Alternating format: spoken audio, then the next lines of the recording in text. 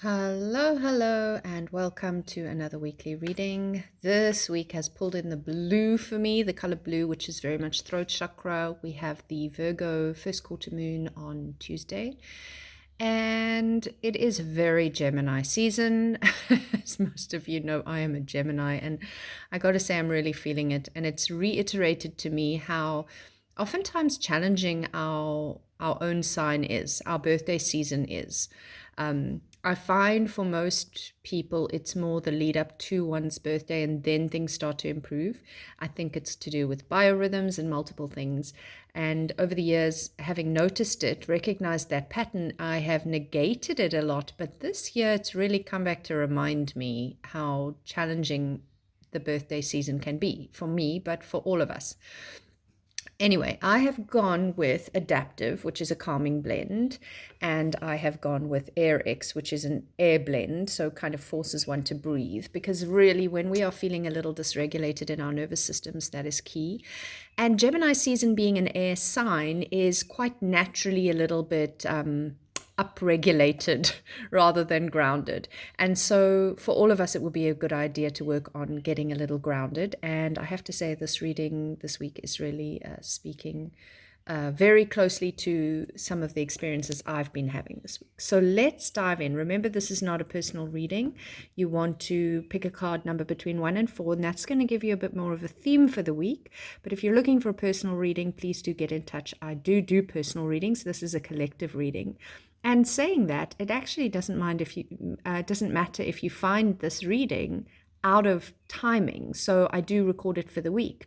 But if you happen across this reading at some later stage, that's exactly when you need the reading. That's how the magic works. I don't understand why or how, but it does. So let's jump in, pick a number. And this is what we have. So I have to say we have a beautifully positive ending to the week, which is amazing and much needed. Because first we're going to look at and we have 2 swords cards, which are air. Okay, so we've got a pentacles, earth, 2 swords, which are air, and then the cups, which is water. So we don't have fire represented in this reading this week, and we also don't have major arcana or even court cards, the page, knight, queen, or king. 2s, and we've only got 1 upside down card, also worth noting. 2s are very much about making a choice. And here I feel like there is a resistance to the choice. There's a feeling of overwhelm. There's an avoidance going on because things feel out of balance. And because things feel out of balance, we are trying to get back into balance, like a balance that is known to us. But the actual balance we're requiring is a new balance. And that's where it's getting really uncomfortable for our personality that says, I need to go back, and especially our brain, which says, I need to go back into the pattern that is known. Even if it wasn't good, I knew it. I knew how to mitigate or how to cope. Even if I was miserable, even if it wasn't working, even if it wasn't a good balance, it was the one I knew. And then I'm out of balance, so let me go back to it. But actually, what we need to start doing is recognizing that we're in a transition space, that we are at that point of like a rite of passage, a changeover, a move, a shift. And as you can see from this card, it's not always easy to say goodbye to something.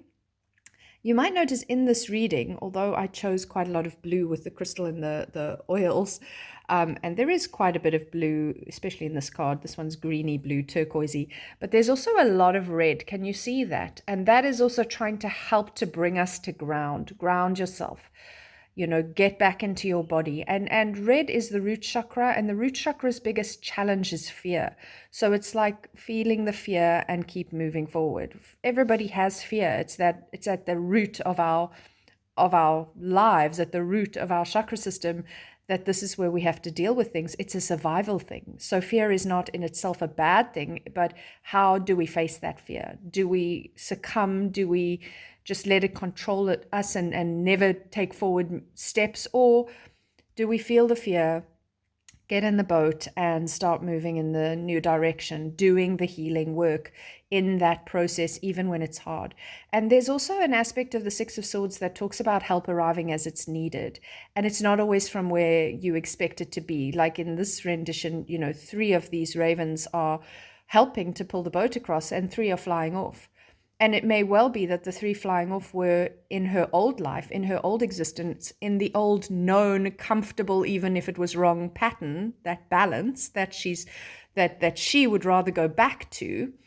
By the time she's at this point, it's kind of like, well, those are three flying away. Those are the people I thought would have my back. Those are the places that I thought I was meant to feel safe. And actually, things are changing. Tides are shifting. I'm moving on to new shores, and people are showing up to help me, but it maybe wasn't the ones I thought that it would be. Okay, so that's very much what's kind of happening in the first part of this reading, is this complexity, but definitely getting on the boat and doing the work, and realizing that the only way forward is forward. You know, the only way through it is through it, and the old pattern is not going to feel balanced ever, because it's not for me anymore. It doesn't fit. However, then we hit the Nine of Swords, and I feel like this is that point at which in any healing journey, and we're all on healing journeys at all in different stages of our lives with different sections of our lives. So I'm sure most of you will have experienced this before, where you almost like have a healing crisis. I mean, that is a known thing, a healing crisis. And it's also oftentimes for me, it's like that test of the universe. That's how I often feel it. Like you've been doing all this work and you feel like you're kind of chipping away and you're climbing the mountain and you're getting there and it's starting to make sense and you understand why you've been doing all of these things. And I use the word understand because Air Swords is very much about intellectual and understanding, and we're in a Gemini season. But something comes along and it knocks you out at the knees. And you're like, I thought I was past this. I thought the triggers weren't going to hit me anymore. I thought I could face anything. I thought I'd changed. Why is the same crap coming up again and again? Why am I being knocked over by this wave? What is going on? I don't understand. So suddenly there's this intellectual understanding that you actually can't have. There's this felt experience of being triggered, which is like very visceral in your body. It's somatic. It's very emotionally charged. And it doesn't matter how much you try to think your way through it or intellectualize it. This card often speaks to nightmares, actual nightmares, so things coming through in your dreams. And this is a place where you can't be the logical, brainy kind of intellectual discernment that air signs like. You can't do that in your dreams. Dreams are much more subliminal and unconscious, coming to the fore and bringing up emotions, bringing up sensations that you couldn't really have accessed if you stay only in your intellect. And so it speaks of that, but it's also those times where it's not sleeping dreams. It's just sometimes where you feel like you're stuck in a nightmare. So in terms of the beginning of this reading, saying, oh, the resistance, the imbalance, the resistance to doing something different to get a different result, because you know that saying, if you do what you did, you'll get what you got. And then making the decision, Six of Swords, to just, I'm doing it. I'm doing something different. There's nothing else for it right now. If I want to get better, if I want to feel happier, if I want things to change, I need to get on the boat. And then, oh my God, have I made the wrong decision? Oh my God, why is this still happening to me? I did the big scary thing. I got on the boat. I made the changes. Why am I still stuck in a cycle? But actually, this is because you're up leveling in a sense. It's like you're no longer in the lower grades. You're going into higher grades. So the tests sometimes get harder. And it's also the universe's way of saying, are you sure? Are you ready for this? Because when you say I'm making a change, change is going to happen, but that brings with it its own set of challenges. We're never going to be challenge free. I mean, that's part of the human experience. So are you ready to make the changes? Are you committed? Did you mean it when you got on the boat? And this is where you're going to be shaken a little and rattled and rolled and uncertain. And it's not the most comfortable card. But then just on the other side of that is this amazing second nine. Notice this breakthrough into all of your dreams coming true, wishes fulfilled, acceptance. So it's like you had to drop deep into that nightmare, and then you have to rise to the surface of the depths, having collected the treasures that you found there. So this is a very lucky and very positive card, but it demanded something from us. And it actually makes me think of Pluto, or Hades, who is the god of the underworld, who demands sacrifice and rewards you. And he, because he's of the underworld, he has the gems, the diamonds, the golds, the rubies, all those hidden treasures deep in the underworld. And so he has many riches with which to reward you, and he would prefer you to willingly get on the boat, for willingly make those decisions to go into the shadows, into the darkness, into the challenge, to find your way through it, and then say to you, well done. You've recognized something dark that you needed to bring to the light. You've recognized something in the shadows that you needed to derobe. And now I'm going to gift you with a reward. So it's very rare, if we let ourselves keep moving through things, that we get stuck in the darkness. It's more that it ebbs and flows. Just like the moon is constantly changing her outfit. She grows and then she shrinks, and then she grows and then she shrinks. It's peaks and troughs. And so it feels to me, especially in these last two cards, the depths and the heights. But she's dropping into the depths and she's rising up to the heights. It doesn't stay. It's meant to be shifting. And the more quickly we can come to accept that is actually the nature of things. And when we are in those really hard, uncomfortable spaces, we use them to go into the places that we're being guided by these big feelings or experiences.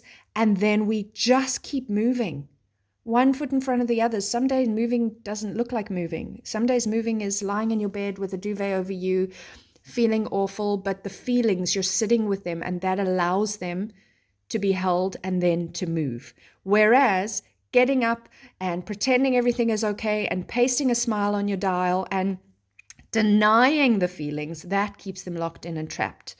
And that doesn't let us deal with the fears and the anxieties and all the big things that are coming up. So sometimes forward movement doesn't look like forward movement on a healing journey. Sometimes it's happening beneath the surface. But ultimately, when we can let ourselves be in flow, we will come up for air again. And with that, we will bring all the treasures that we have acquired through the process of dropping, shedding, releasing, letting ourselves go into the depths of the darkness. And I know that that's if you've been there, which most of you probably have, it's not something that we look forward to. But when we come out the other side, there is so much growth and so much learning and so many gifts. So this looks like a week where we will be experiencing a lot of this ebb and flow if we allow ourselves to, and the potential for doing some powerful healing, even though you may not immediately notice what that looks like, what that's going to look like, what that even is. But just trusting yourself to be in the whatever process you are in, trusting yourself to be there, and try to quiet the negative self-talk or the inner critic. Because remember, Virgo first quarter moon, Virgo is key for inner critic. So try to still that critical voice and breathe your way through this week. Let yourself get on the boat when you need to. Let yourself drop to your knees and wail when you need to. Let yourself breathe and float up when you need to. Trust the process. Have a beautiful week, and I'll be back next week.